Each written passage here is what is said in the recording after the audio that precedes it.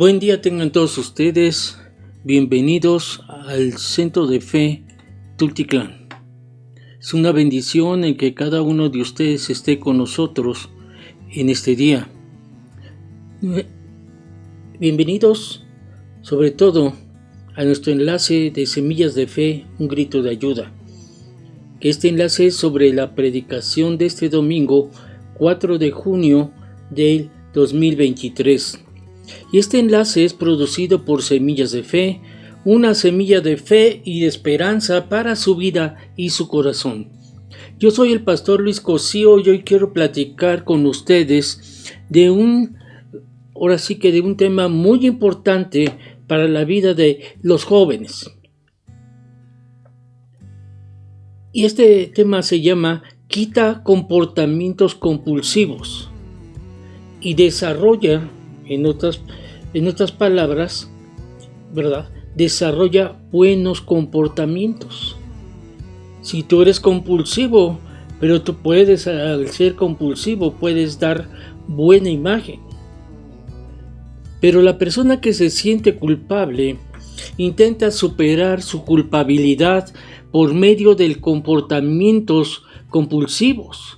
Y algunos de estos comportamientos compulsivos pueden ser como las drogas, el alcohol, las aventuras sexuales, el materialismo, el exceso de trabajo, el ejercicio, las compras, la comida. Y de esa manera trata de llenar con lo que sea el vacío que hay en su alma. Este tipo de personas trata de distraerse en algo que no le recuerde su culpa.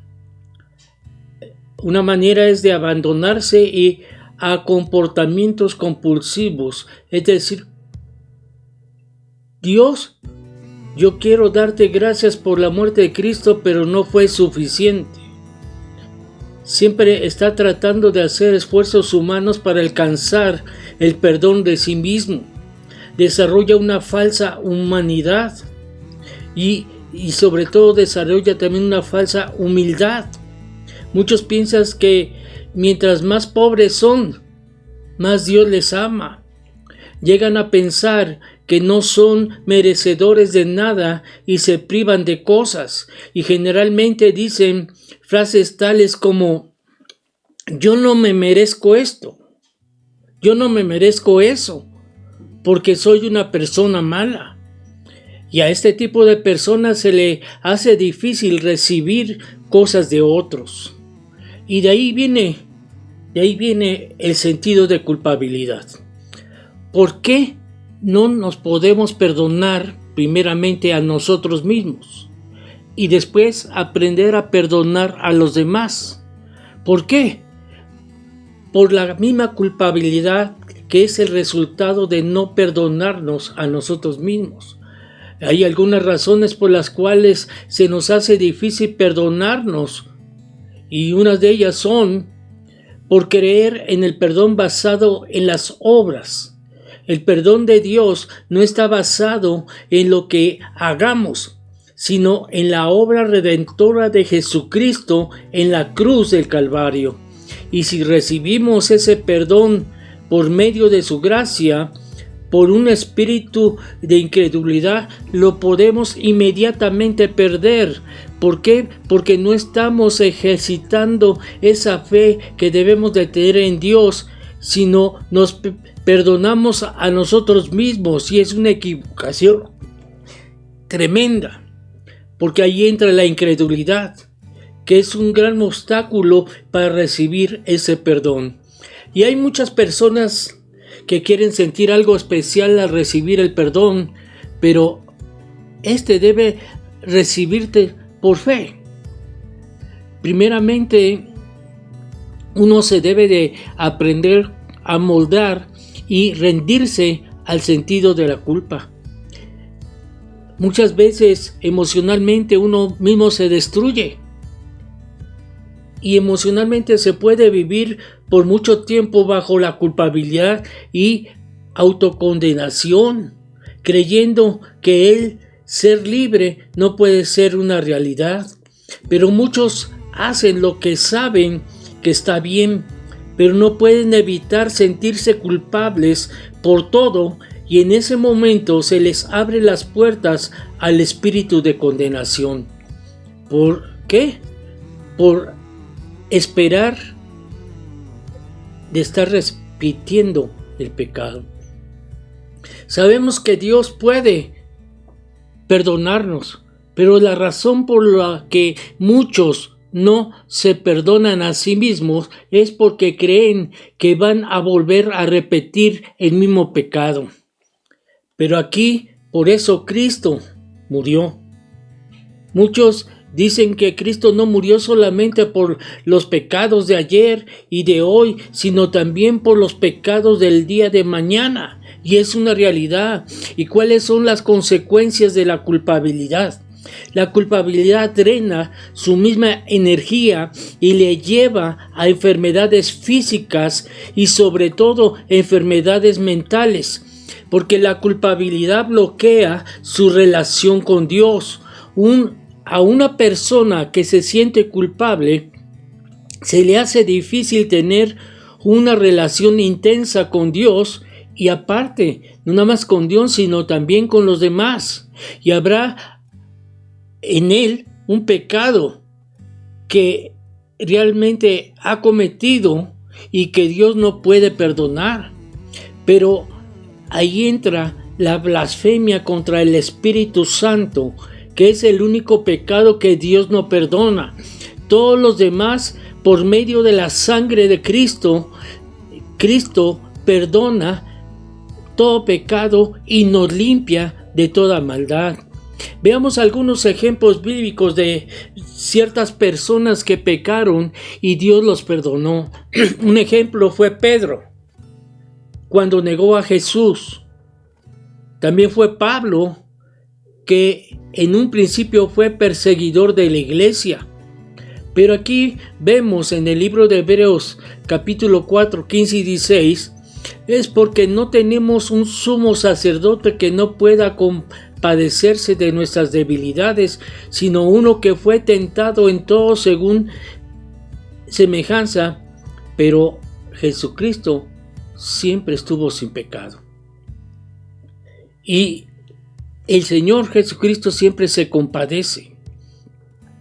Siempre Él trata de quitar todo mal de cada persona. Él siempre va a estar padeciendo junto con nosotros. ¿Por qué? Porque Jesucristo, por medio de su amor y su corazón, siempre quiere simpatizar. Siempre quiere simpatizar con nosotros y Él no quiere que ninguno suframos. Cristo simpatiza completamente con el cristiano sincero que tiene que enfrentarse a menudo con problemas y dificultades, porque Él sufrió en su propia naturaleza humana. Pero Él, al sufrir, Él nunca pecó. Como hombre también tenía debilidades que son inherentes al género humano. Pero uno de los propósitos de la misma encarnación fue que la deidad se acercaba tanto a la humanidad que pudiera experimentar las mismas debilidades y problemas de las cuales participamos también nosotros. Cuando Cristo lo hizo, quedó capacitado para llegar a ser nuestro sumo sacerdote y representarnos ante el Padre.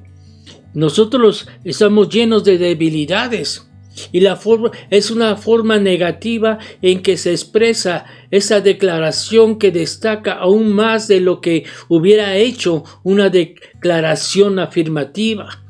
Dice, muchas veces tenemos debilidades en todo, en toda clase de tentaciones. En cuanto a algunas de las formas que realmente fue tentado Jesús, podemos ver, ¿verdad?, que fue de una forma misteriosa que no podemos a veces comprender, porque nuestro Señor soportó todo el peso de cada tentación imaginable que el mismo príncipe del mundo pudo poner sobre él, pero sin que el menor grado ni aun con un pensamiento se diere ante cualquier de ellas. ¿Sabes qué? Él vino y vino sin pecado. Él murió y se fue sin pecado. Pero Satanás no encontró a Jesús nada de obediencia a sus astutas tentaciones, porque Satanás fue tentado, ¿verdad? Satanás tentó a Jesucristo en el desierto y en muchas veces, en todos los aspectos, ¿verdad?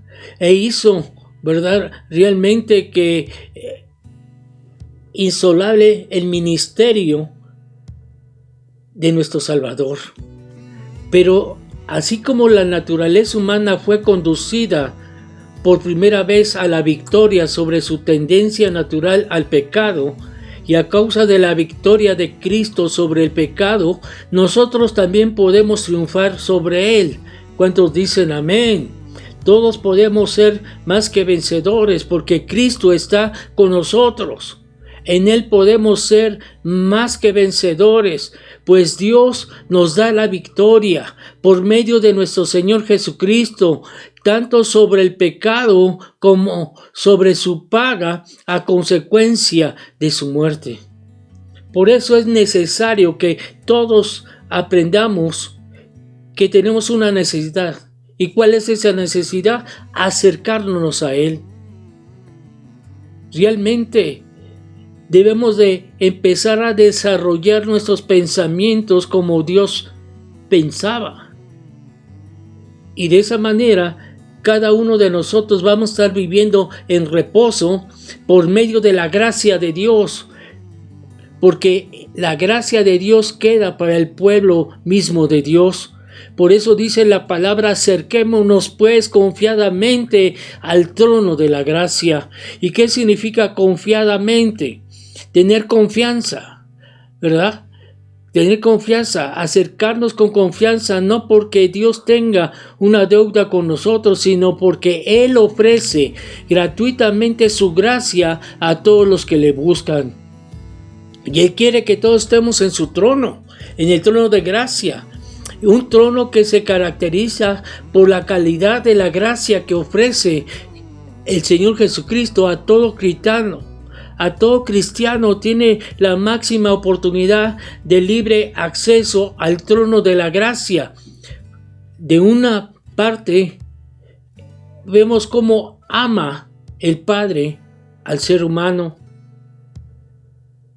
Y en lugar de hacernos vanos y difíciles intentos para ganar la salvación por medio de un riguroso cumplimiento del sistema legal del judaísmo, otro sistema de justificación lo hizo por medio de sus obras. Por eso nosotros siempre debemos de buscar y obtener su misericordia. Y de esa manera cada uno de nosotros podríamos tener seguro el perdón de nuestros pecados. Y delante del trono del juicio todos hallarán una estricta justicia, no atemperada por la misericordia de Dios, porque la única esperanza del pecador es la misericordia de Dios que se ofrece mientras dure el tiempo de su gracia. ¿Qué es gracia?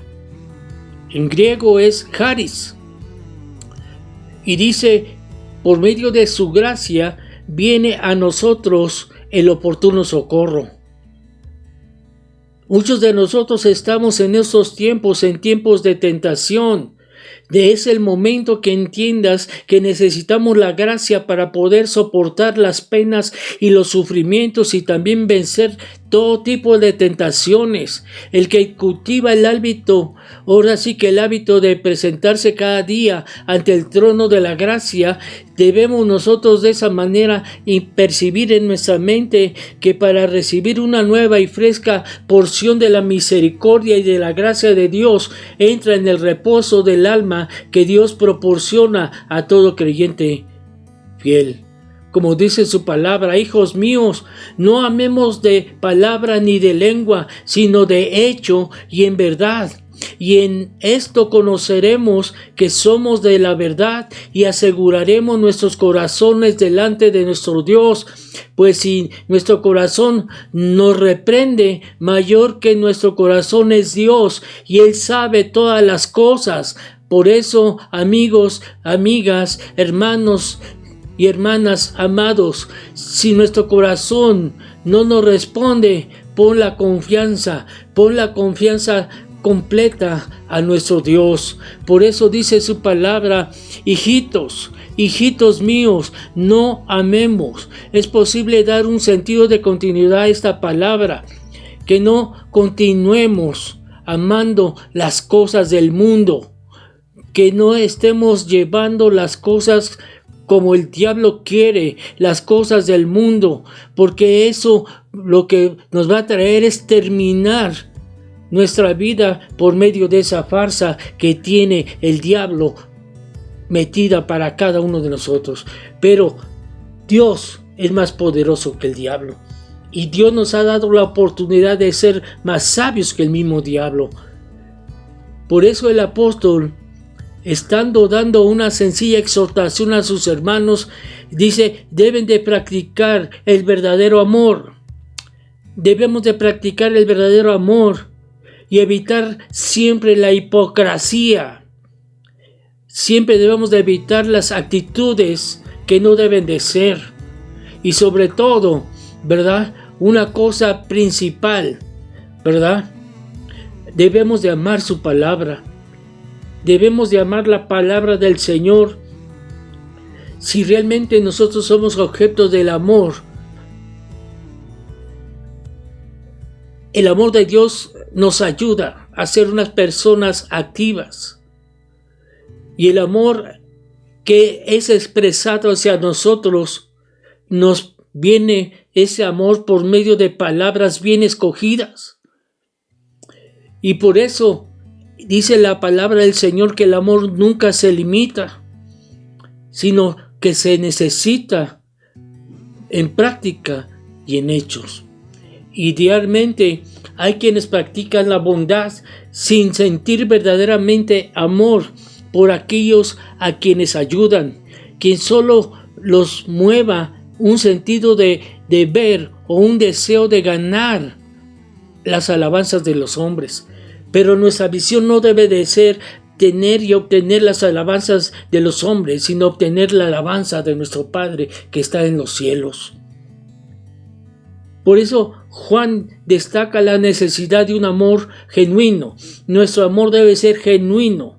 Nuestros actos de amor deben de ser inspirados por un afecto genuino de parte de nuestro Dios hacia nuestra vida y sobre todo también hacia otros, especialmente aquella gente que está necesitada.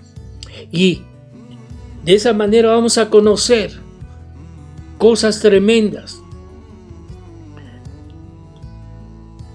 ¿Qué cosas tremendas vamos a conocer?